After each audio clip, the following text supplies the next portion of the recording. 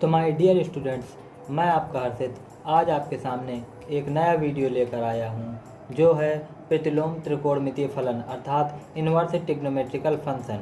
और यह एग्ज़ाम की दृष्टि से बहुत ही महत्वपूर्ण चैप्टर है क्योंकि हर साल इससे एक या दो महत्वपूर्ण क्वेश्चन एग्ज़ाम पेपर में ज़रूर आते हैं और यह कक्षा 12 के छात्रों के लिए बहुत ही महत्वपूर्ण है।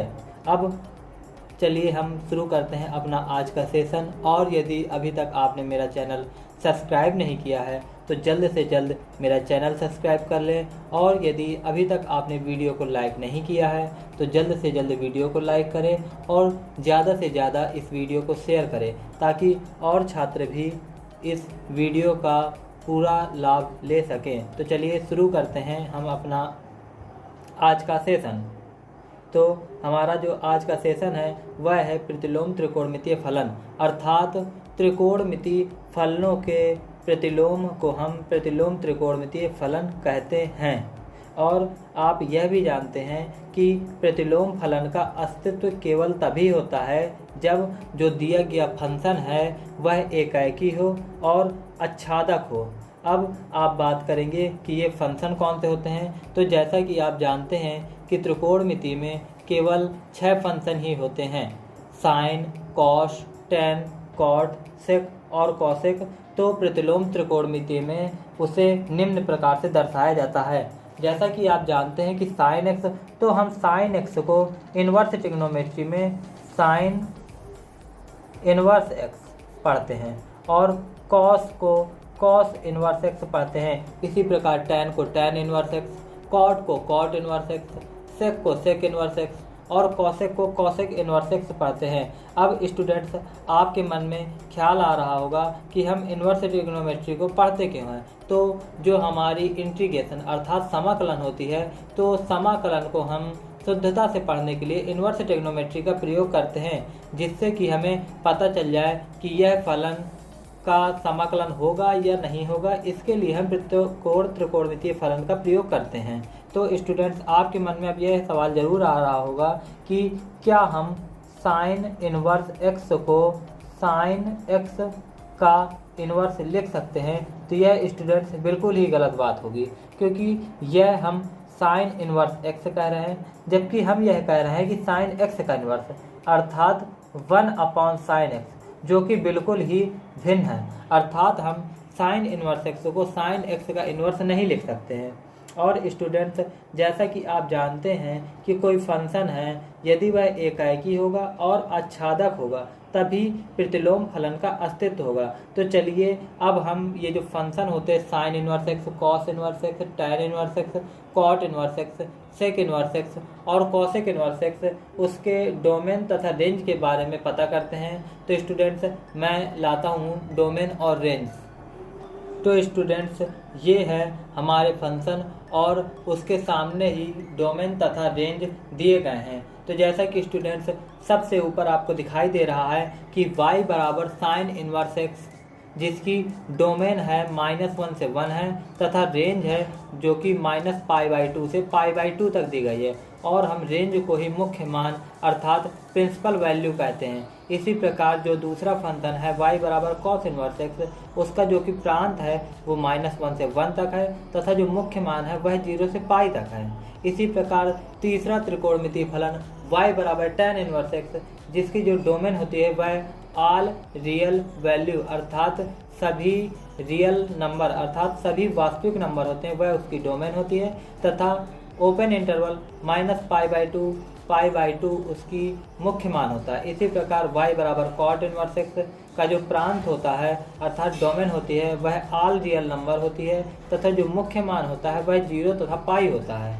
इसी प्रकार y बराबर सेक इन्वर्स एक्स, जिसकी जो डोमेन होती है वह ऑल रियल नंबर केवल -1 और 1 को छोड़कर होती है और जो मुख्य मान होता है वह 0 से π तक केवल π/2 को छोड़कर होता है। इसी प्रकार y बराबर कॉसेक इन्वर्स एक्स का जो डोमेन होती है वह ऑल रियल वैल्यू -1 और 1 को छोड़कर होती है तथा जो मुख्य मान होता है वह -π/2 से π/2 तक होता है, 0 को छोड़ करके। तो स्टूडेंट्स, चलिए अब मैं आपको कुछ त्रिकोणमितीय फलनों के मुख्य मान ज्ञात कराता हूँ। तो पहला क्वेश्चन यह है कि साइन इनवर्स 1/√2 का मुख्य मान ज्ञात करना है। तो सबसे पहले हम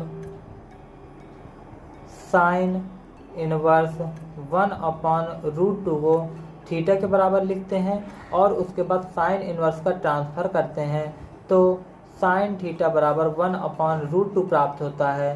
तो साइन में जो 1/√2 की वैल्यू होती है वह साइन π/4 अर्थात 45 अंश की होती है। तो साइन से साइन कैंसिल हो जाएगा, अतः थीटा बराबर हमें π/4 प्राप्त होता है, जो बिलोंग करता है -π/2 से π/2 तक। जैसा कि मैं आपको पहले ही समझा चुका हूँ कि जो साइन इनवर्स x की रेंज होती है वह -π/2 से π/2 तक होती है, और ये जो साइन इनवर्स 1/√2 का मान आया है वह थीटा बराबर π/4 आया है। अतः आप कह सकते हैं कि साइन इनवर्स 1/√2 का जो मुख्य मान है वह π/4 होगा और यही इसका आंसर होगा। तो मैं आपके सामने दूसरा क्वेश्चन एक हल करता हूँ, जो है सेकंड क्वेश्चन यह दिया गया है कि कॉस इनवर्स 1/2 का मुख्य मान ज्ञात करें। तो सर्वप्रथम जैसा कि मैं आपको पहले क्वेश्चन में समझा चुका हूँ कि सबसे पहले हम कॉस इनवर्स 1/2 को थीटा के बराबर रखते हैं, फिर कॉस का ट्रांसफ़र करते हैं तो कॉस थीटा बराबर हो जाएगा 1/2। और जैसा कि स्टूडेंट्स आप सभी जानते हैं कि जो कॉस में 1/2 का मान होता है वह कॉस π/3 का होता है, और जब आप कॉस और कॉस को कैंसिल करेंगे तो थीटा बराबर हमें π/3 प्राप्त होगा, जो कि 0 से पाई के बीच में है। अतः आप कह सकते हैं कि जो कॉस इनवर्स 1/2 का मुख्य मान आएगा वह π/3 आएगा। अतः स्टूडेंट्स आपको मुख्य मान निकालना अवश्य ही समझ में आ गया होगा, और यदि आपको समझ में नहीं आया है तो मैं जल्द ही आपके सामने एक नया क्वेश्चन लेकर आता हूँ। तो माय डियर स्टूडेंट्स, यह रहा आपके सामने नया सवाल। क्वेश्चन दिया गया है कि साइन इनवर्स 1/2 का हमें मुख्य मान अर्थात प्रिंसिपल वैल्यू ज्ञात करनी है। तो सबसे पहले साइन इनवर्स 1/2 को थीटा के बराबर रखते हैं, फिर साइन थीटा बराबर 1/2। तो जैसा कि आप सभी जानते हैं कि जो साइन में 1/2 मान होता है वह साइन π/6 अर्थात 30 डिग्री का होता है। तो साइन से साइन कैंसिल हो जाएगा और थीटा बराबर π/6 प्राप्त होगा, जो कि बिलोंग करता है -π/2 से π/2 तक। अतः आप कह सकते हैं कि साइन इनवर्स 1/2 का जो मुख्य मान होता है वह π/6 होता है। तो माय डियर स्टूडेंट्स, अब मैं आपके सामने इनवर्स ट्रिग्नोमेट्रिकल फंक्शन से संबंधित उसकी कुछ प्रॉपर्टीज लेकर आपके सामने आया हूँ, जिसमें से properties first, second, third, fourth और 5, 6 और 7 अर्थात 7 प्रॉपर्टीज होती है। उसमें से पहली प्रॉपर्टी यह है कि यदि किसी फंक्शन में दिया गया है कि साइन इनवर्स 1/x, तो हम उसे कॉसेक इनवर्स x भी लिख सकते हैं। इसी प्रकार यदि किसी फंक्शन में कॉस इनवर्स 1/x दिया है तो हम उसे सेक इनवर्स x से लिख सकते हैं।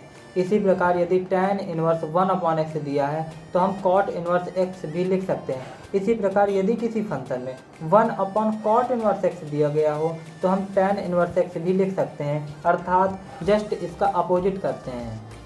तो मैं सोचता हूँ कि आपको फर्स्ट प्रॉपर्टी अवश्य ही समझ में आ गई होगी।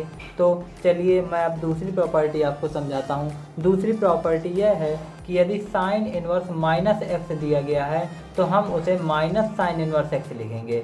इसी प्रकार यदि cos इनवर्स -x दिया गया है तो हम उसे pi minus cos inverse x लिखेंगे।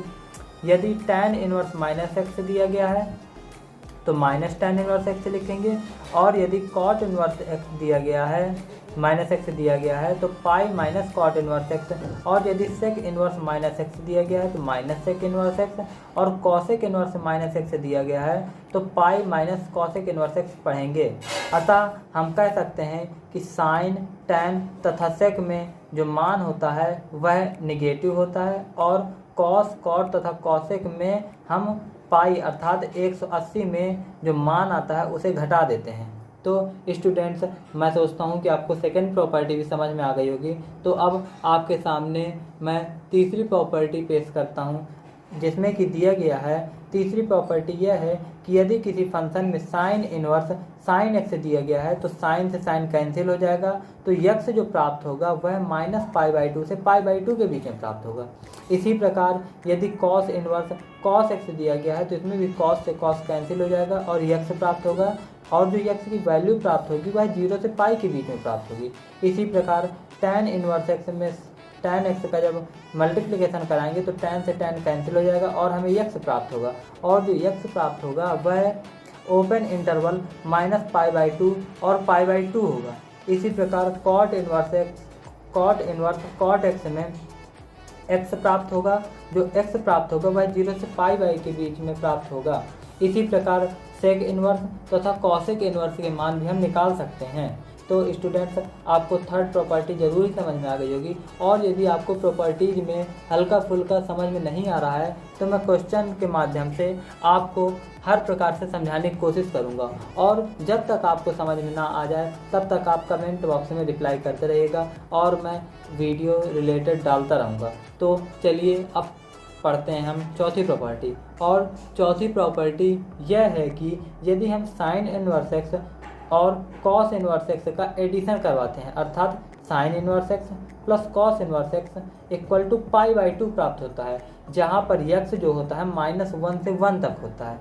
इसी प्रकार यदि हम tan इनवर्स एक्स और कॉट इनवर्स एक्स का एडिशन करवाते हैं तो हमें π/2 प्राप्त होता है, और यदि सेक इनवर्स एक्स और कॉसेक इनवर्स एक्स का एडिशन कराते हैं तो भी हमें π/2 ही प्राप्त होता है। और यह हमारी चौथी प्रॉपर्टी थी। आप प्रॉपर्टीज को फार्मूला की तरह भी याद कर सकते हैं, क्योंकि क्वेश्चंस में ये फार्मूला के रूप में ही प्रयोग किए जाएंगे। तो स्टूडेंट्स, अब मैं आपके सामने लाता हूँ पाँचवीं प्रॉपर्टी। तो स्टूडेंट्स, पाँचवीं प्रॉपर्टी यह है कि यदि हम साइन में साइन इनवर्स एक्स का मल्टीप्लिकेशन कराते हैं तो हमें यक्स प्राप्त होता है, और यक्स की जो डोमेन होती है वह -1 से 1 होती है। इसी प्रकार यदि हम कॉस का कॉस इनवर्स एक्स से मल्टीप्लिकेशन कराते हैं तो हमें यक्स प्राप्त होता है, और जो यक्स की डोमेन होती है वह -1 से 1 होती है। इसी प्रकार टैन का जब टैन इनवर्स एक्स से मल्टीप्लिकेशन कराते हैं तो हमें यक्स प्राप्त होता है, और जो यक्स होता है वह ऑल रियल नंबर होता है। इसी प्रकार कॉट का जब कॉट इनवर्स एक्स से मल्टीप्लिकेशन कराते हैं तो यक्स प्राप्त होता है, और जो यक्स होता है वह ऑल रियल वैल्यूज अतः सभी वास्तविक संख्याएं होती हैं। इसी प्रकार सेक का जब सेक इनवर्स एक्स से मल्टीप्लिकेशन कराते हैं तो यक्स प्राप्त होता है, तथा जब कॉसेक का कॉसेक इनवर्स एक्स से मल्टीप्लिकेशन कराते हैं तो भी हमें यक्स प्राप्त होता है। तो यह स्टूडेंट रही पांचवी प्रॉपर्टी, और आप टेंशन मत लीजिए। यदि आपको यह प्रॉपर्टी समझ में नहीं आ रही है तो मैं आपको क्वेश्चन इतने सरल तरीके से हल करवाऊंगा कि आपको यह प्रॉपर्टीज भी याद हो जाएंगी और आपको क्वेश्चन बहुत ही सरल तरीके से हल करना आ जाएगा। तो स्टूडेंट्स, चलिए अब मैं आपके सामने लाता हूँ छठी प्रॉपर्टी। तो छठी प्रॉपर्टी स्टूडेंट्स यह है कि यदि हम tan इनवर्स एक्स और tan इनवर्स y का एडिशन करवाते हैं तो उसका फॉर्मूला यह है कि tan inverse x plus tan inverse y equal to tan inverse x plus y 1/x minus y. Students, tan inverse x plus tan inverse y का जब हम एडिशन करवाते हैं तो हमें जो फॉर्मूला प्राप्त होता है वह यह है कि tan इनवर्स ऊपर x प्लस वाई और बटे में 1 माइनस एक्स वाई। इसी प्रकार जब हम tan inverse x minus tan inverse y करते हैं तो tan inverse x minus y upon 1 plus x y प्राप्त होता है। तो स्टूडेंट, यह रही आपकी छठी प्रॉपर्टी। और स्टूडेंट, सातवीं प्रॉपर्टी यह है कि यदि हम 2 tan इनवर्स एक्स को साइन इनवर्स एक्स के रूप में लिखते हैं तो हमें sine inverse 2x upon 1 plus x square लिखना पड़ेगा, और यदि हम 2 tan इनवर्स एक्स को कॉस के फॉर्म में लिखते हैं तो हमें cos inverse 1 minus x square upon 1 plus x square लिखना पड़ेगा। और स्टूडेंट्स, इसी प्रकार यदि हम 2 tan इनवर्स एक्स को tan के फॉर्म में लिखते हैं तो tan inverse 2x upon 1 minus x square लिखना पड़ेगा। तो स्टूडेंट्स, यह रही आपकी सातों प्रॉपर्टीज। और यदि आपको सातों प्रॉपर्टीज समझ में आ गई हैं तो बहुत अच्छी बात है, और यदि नहीं आई है तो वीडियो को 5-10 मिनट के लिए आप पॉज कर सकते हैं और इन प्रॉपर्टीज को 1 या 2 बार अच्छे से पढ़ लें। तो इसके बाद जो मैं आपको एग्जाम्पल सर करवाऊँगा वह आपको बहुत ही ज़्यादा समझ में आएंगे और आपको टेंशन लेने की कोई ज़रूरत नहीं है। यदि आपको प्रॉपर्टीज नहीं याद हुई हैं तो मैं क्वेश्चंस में बार बार प्रॉपर्टीज रिपीट करूंगा जिससे कि आपको प्रॉपर्टीज याद हो जाएंगी। तो माय डियर स्टूडेंट्स, यह वीडियो बहुत ही लंबा होता जा रहा है, अतः जो मैं इसके बाद वीडियो सेकंड पार्ट इसको अपलोड करूंगा, मैं उसमें आपको बहुत सारे क्वेश्चन हल कराऊंगा और सभी क्वेश्चन को समझाऊंगा। तो यदि स्टूडेंट्स आपको यह पार्ट अच्छा लगा हो तो लाइक करें, सब्सक्राइब करें और ज़्यादा से ज़्यादा शेयर करें। धन्यवाद।